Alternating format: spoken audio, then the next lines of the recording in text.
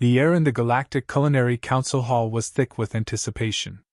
Seated at the oval table, representatives from dozens of alien species sat in stunned silence, their gazes fixed on the humans standing proudly at the center of the room. Bowls, platters, and dishes of steaming desserts were spread before the council, glowing faintly with an ominous light. To the untrained eye, they looked like desserts, decadent cakes, shimmering tarts, and vibrant gelled creations, but to those in the know, they were weapons forged from Earth's most dangerous culinary experiments. Captain Laura Kemp, the leader of Earth's delegation, stepped forward, a confident smile playing on her lips. Her auburn hair caught the light of the floating orbs illuminating the hall, and her sharp green eyes scanned the council. Behind her stood her team: Alex, the brash yet brilliant chemist; May, the logistics expert with nerves of steel; and Hassan, a culinary artist turned strategist. "Gentle beings of the council," Laura began, her voice calm yet commanding, "we didn't come here to make war. But you forced our hand. For years, Earth has endured your sanctions, your raids, and your disdain. You underestimated us because we preferred to solve problems with creativity instead of violence." She paused, gesturing to the table laden with desserts. "Today, we bring creativity to the battlefield." The room erupted into a cacophony of gasps, clicks, and growls as the council members exchanged alarmed glances. The holographic translator suspended above the table flickered with overlapping translations, their meanings clear. This cannot be real. Trisker, the insected envoy of the Glorth Dominion, clattered his mandibles, his multifaceted eyes narrowing. "Human! You claim these are desserts? What game are you playing?" Laura's smile widened. "No game, Ambassador Trisker. Every dish here is a genuine Earth dessert. Of course, each has been modified slightly to demonstrate our potential." She picked up a small, unassuming tart from the table, its glossy surface shimmering faintly. "This, for example, is a lemon tart infused with capsaicin extract from Earth's Carolina Reaper pepper, one of the spiciest substances in the galaxy. A single bite would incapacitate most species represented here." Hassan leaned forward, a sly grin on his face. "Of course, we adjusted the intensity for demonstration purposes. Would anyone like a taste?" The council members recoiled, some shielding their faces with their appendages. Trisker hissed, his claws twitching. "This is madness. Food is for sustenance, for art, not for war." "And yet," Laura replied, her tone sharp, "when you imposed sanctions on Earth's trade, you left us with nothing but our ingenuity. We adapted. What you see before you is the result." May stepped forward, placing a glowing gelatin dish on the table. It jiggled innocuously, but the faint hum it emitted suggested something far more sinister. "This is a gel dessert. It reacts to sound frequencies, destabilizing into a flash detonation when triggered by specific tones. Imagine serving this at a diplomatic banquet and ensuring every conversation remains polite." A guttural laugh echoed from the far end of the table. It came from Vager, the hulking reptilian envoy of the Karnak coalition. "This is amusing, humans. But do you think your confectionery toys will deter the might of the galaxy?" Alex, the chemist, stepped forward, holding a small chocolate sphere. "Care to test that theory?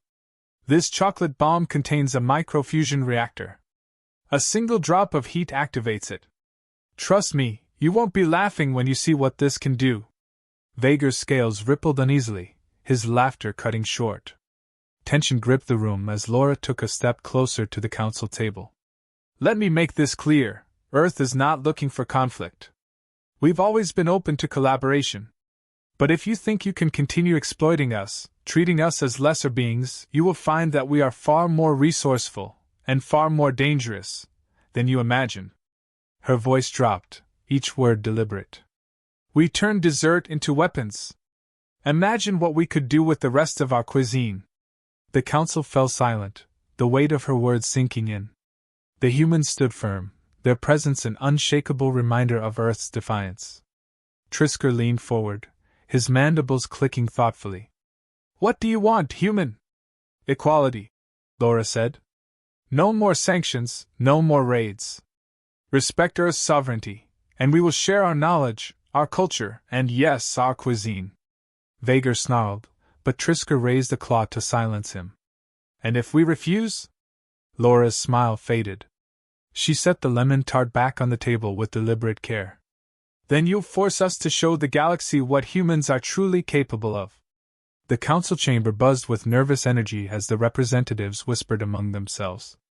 Finally, Trisker clicked his mandibles in what might have been a grudging gesture of respect. You've made your point, Captain. The council will deliberate. Take your time, Laura replied, stepping back with her team. We'll be here. Just try not to sample the desserts without warning. As the humans exited the chamber, the sound of frantic murmurs and cautious steps filled the air. Outside, in the sterile, glowing corridors of the council building, Laura let out a long breath. You think they'll cave? Hassan asked, his tone lighter now that the moment had passed. They'd better, Laura said. Because if they don't, the next batch won't be for show. Alex chuckled, tossing the chocolate bomb in his hand like a ball. And here I thought dessert was supposed to be the peaceful part of the meal. The team shared a quiet laugh, their confidence tempered by the knowledge of what was at stake. They had sent a message to the galaxy's most powerful factions. Earth was not to be underestimated. And though their methods were unconventional, they had found a way to turn humanity's creativity into its greatest weapon. For now, they would wait. The next course, after all, was up to the galaxy. The silence in the council chamber lingered long after the humans left, replaced by a low murmur of unease. Captain Laura Kemp and her team stood outside the towering doors, their expressions unreadable. The polished metal corridors, glowing faintly with alien symbols, felt cold and distant compared to the storm brewing inside the humans' minds. Laura broke the silence first. May, what's our contingency if this goes south? May tapped her wrist console, her face calm but focused. Plan B involves deploying a showcase demonstration. Controlled detonations on one of their unmanned orbital stations. Just enough to scare them. And Plan C? Alex asked, half joking but with a nervous undertone. May shot him a look. Plan C is less diplomatic. Before the conversation could continue, a chime echoed through the corridor.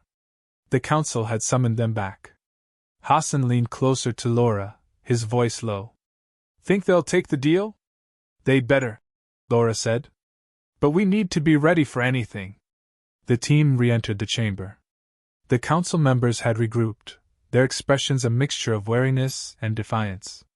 Archon Trisker's claws clicked rhythmically against the table as he gestured for the humans to approach. The council has discussed your proposition, Trisker began, his voice laced with suspicion. While some of us are inclined to recognize Earth's sovereignty, others view your methods as a threat to galactic stability. Laura stepped forward, her tone sharp. We didn't threaten stability. You did, by isolating us and treating us as less than equals. We adapted to survive, and now you fear the results of your own arrogance. Vager, the reptilian envoy, snarled, his fanged mouth curling into a smirk. And yet, humans, you still speak from a position of weakness. A handful of weaponized desserts does not make you invincible. Alex couldn't resist. Weakness? You want to test that theory?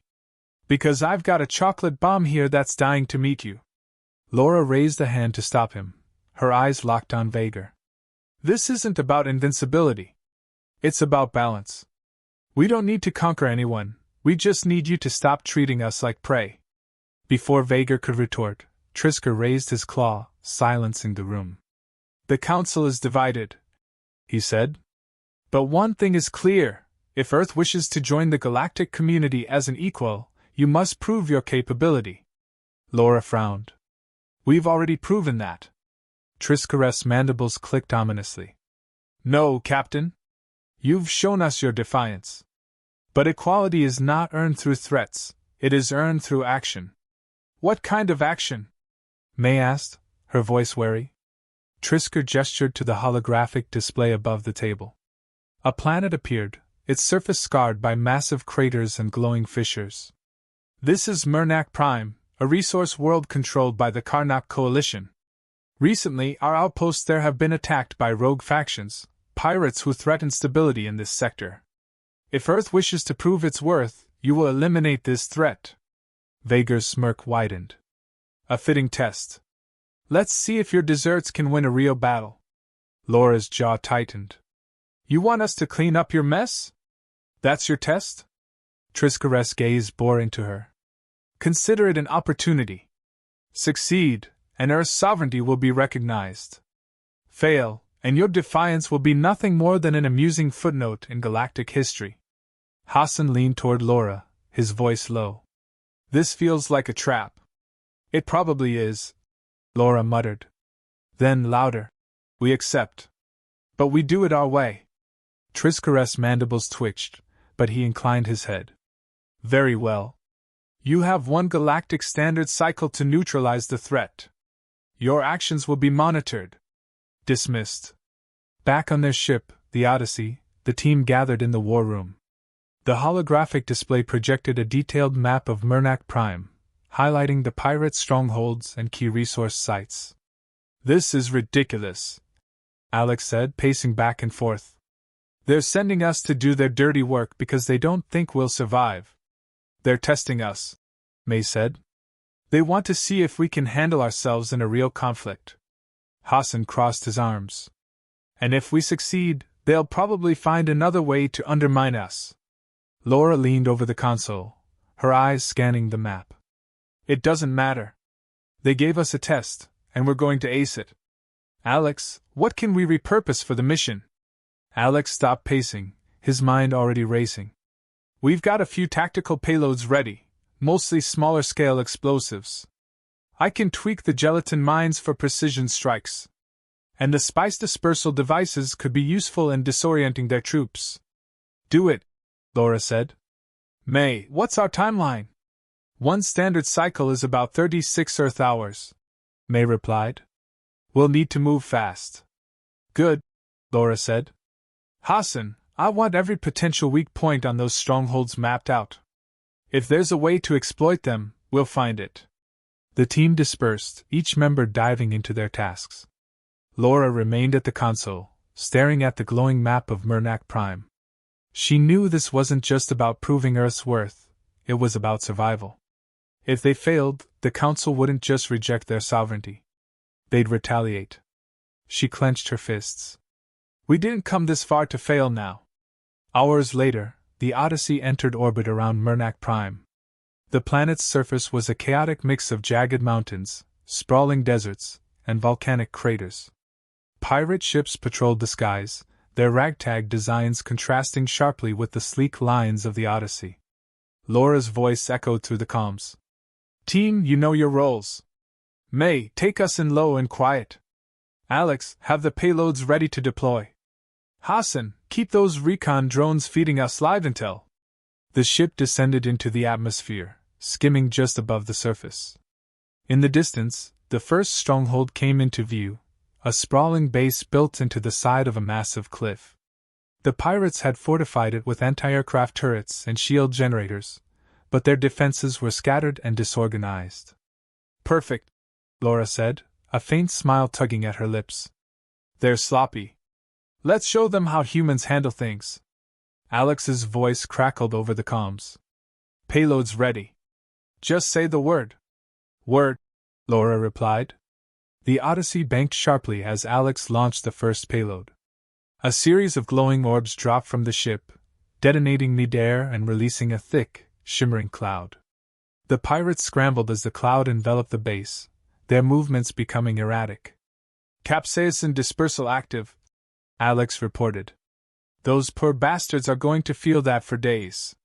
Move in, Laura ordered. Hassan, take the east flank. May, cover our retreat path. The team deployed with precision, their boots hitting the ground as they advanced on the stronghold.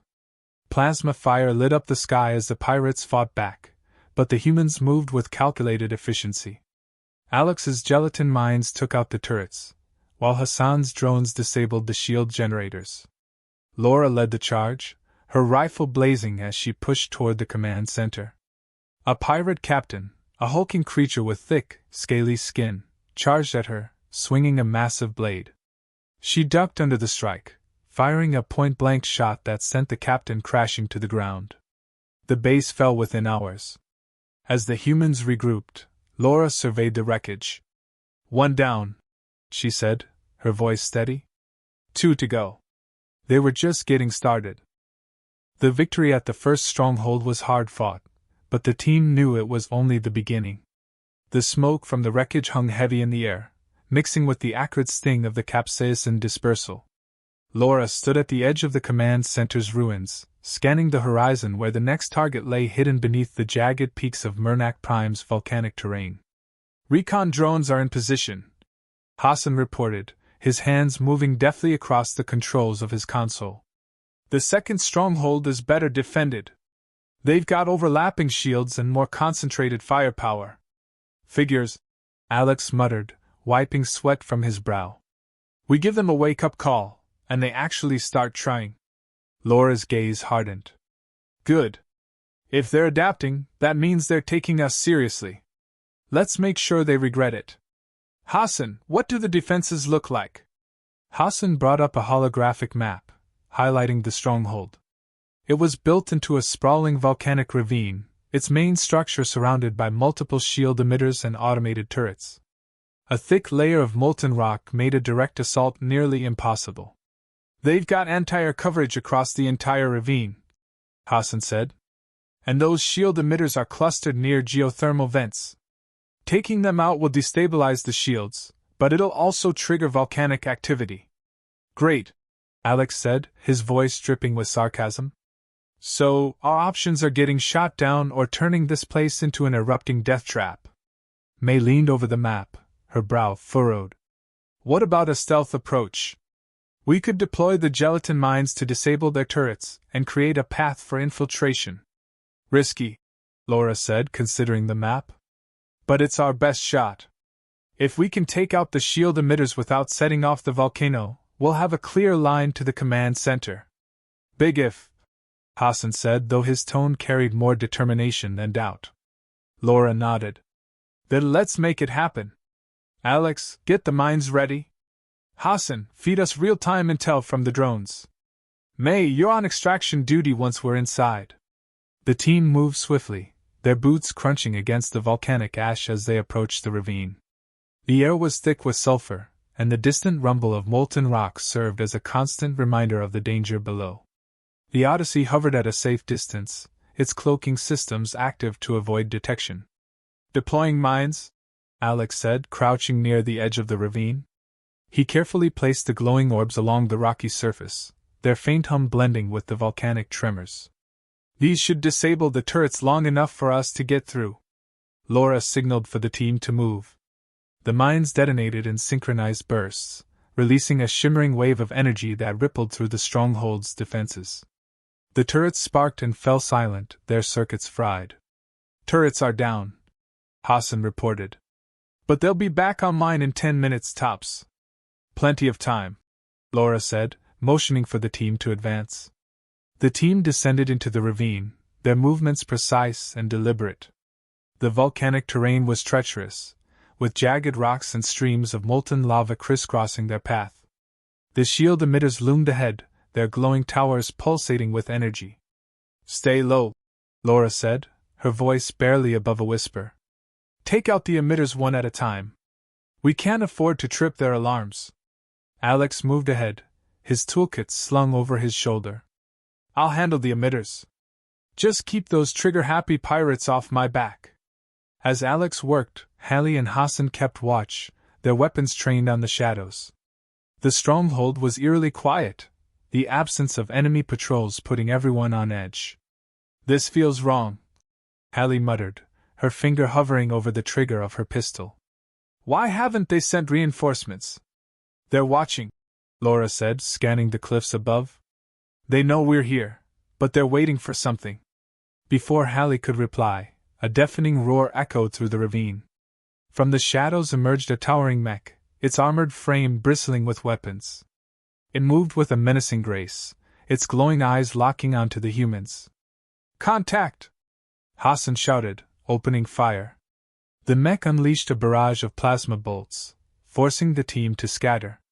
Alex dove behind a boulder, clutching his toolkit as the ground erupted around him. "I'm a little busy here," Alex shouted. "Someone deal with that thing!" "On it," Laura said, her voice steady despite the chaos. She fired a precise shot at the mech's joints, the impact causing it to stagger. "Roan, flank it! Hallie, cover Alex!" Roan nodded, moving with practiced precision as he circled the mech. He fired a grenade at its leg, the explosion sending the massive machine crashing to one knee.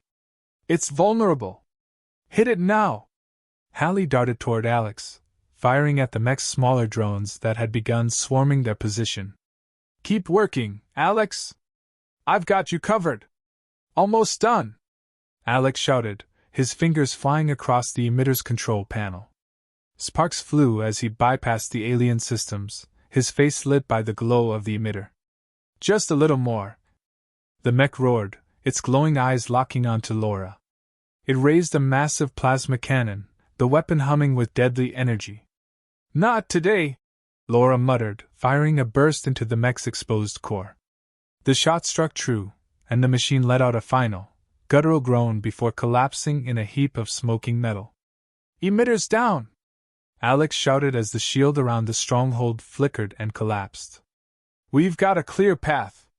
Move!" Laura barked, leading the team toward the command center. The inside of the stronghold was a maze of corridors, dimly lit and filled with the hum of alien machinery. The pirates had regrouped, their ragtag forces putting up fierce resistance. Plasma bolts streaked through the air as the humans fought their way deeper into the facility. "They're falling back to the command room," Hassan reported, his drone feed showing the pirates retreating. "They're setting up a last stand." "Good," Laura said, reloading her rifle. "Let's end this." The team pushed forward, their movements relentless. Alex deployed flash grenades, disorienting the pirates and giving Roan and Hallie the opening they needed to clear the path. Finally, they reached the command room. The pirate leader, a hulking reptilian with jagged armor, stood at the center, flanked by his remaining troops. His yellow eyes glowed with fury as he snarled at the humans. "You think you can take us humans?" he roared. "This is our world!" Laura stepped forward, her rifle aimed directly at him. "Not anymore." The battle was short but brutal. The pirate leader fought with the ferocity of a cornered animal, but the humans' coordination and tactics overwhelmed him. When the dust settled, the command room was theirs. "Stronghold secured," Laura said, her voice steady despite the adrenaline coursing through her veins. She turned to her team, a faint smile breaking through her usual stoicism. "2 down. 1 to go." The final stronghold loomed on the horizon, its towering spires cutting through the dense, toxic clouds of Murnak Prime's atmosphere. Unlike the other two, this base wasn't hidden or poorly defended. It stood as a fortress of defiance, its defenses layered with heavy artillery, overlapping shields, and a visible fleet of pirate ships patrolling the skies above. Laura Kemp and her team stood in the cockpit of the Odyssey, watching the stronghold grow larger on the display as May expertly piloted the ship through the planet's volatile winds. "This one's different," Hassan said, studying the holographic map projected in front of him.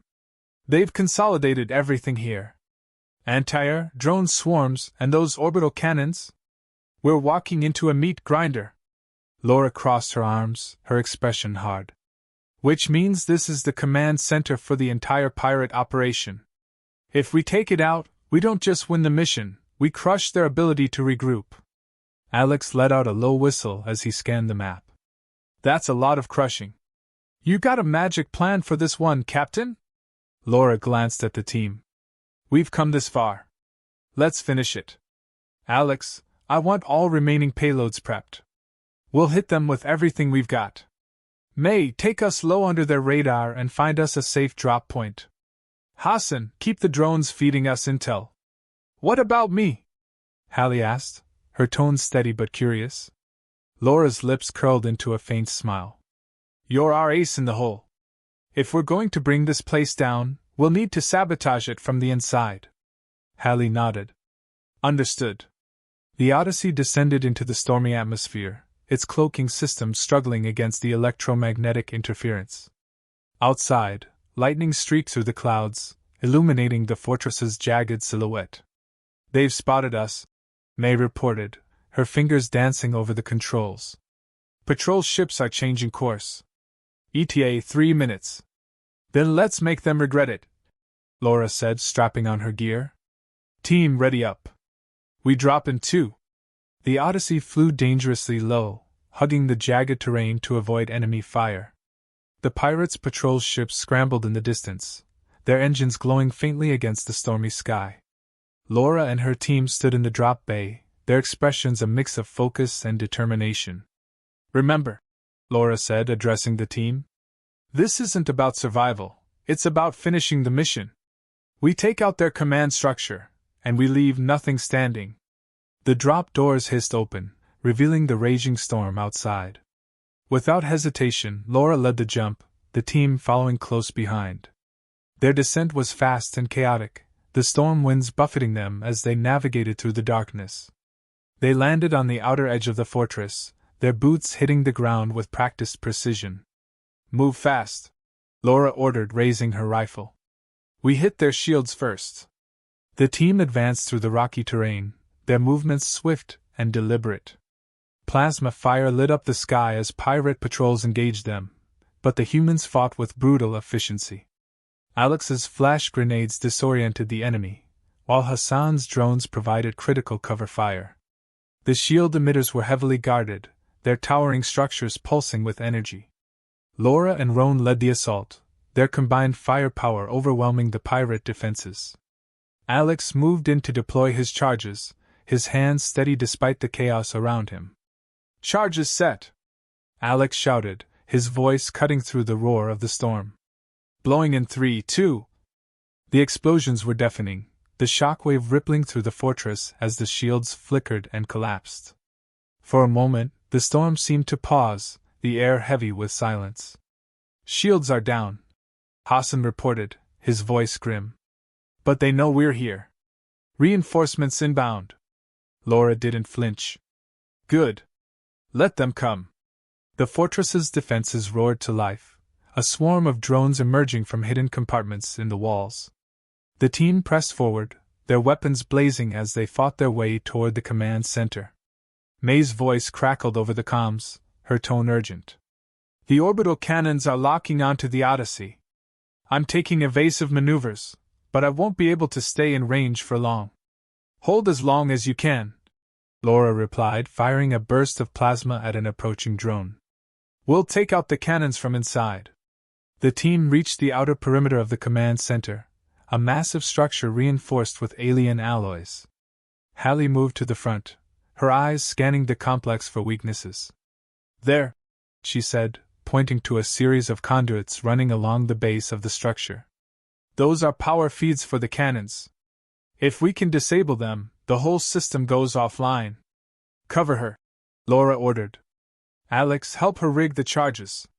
As Hallie and Alex worked, the rest of the team held the line against an onslaught of pirate reinforcements. Plasma bolts streaked through the air, the sound of battle echoing off the fortress walls. Roan's rifle roared as he took down enemy after enemy, his movements precise and unrelenting. "Charges set," Alex called out. "We're ready to blow it." "Do it," Laura said.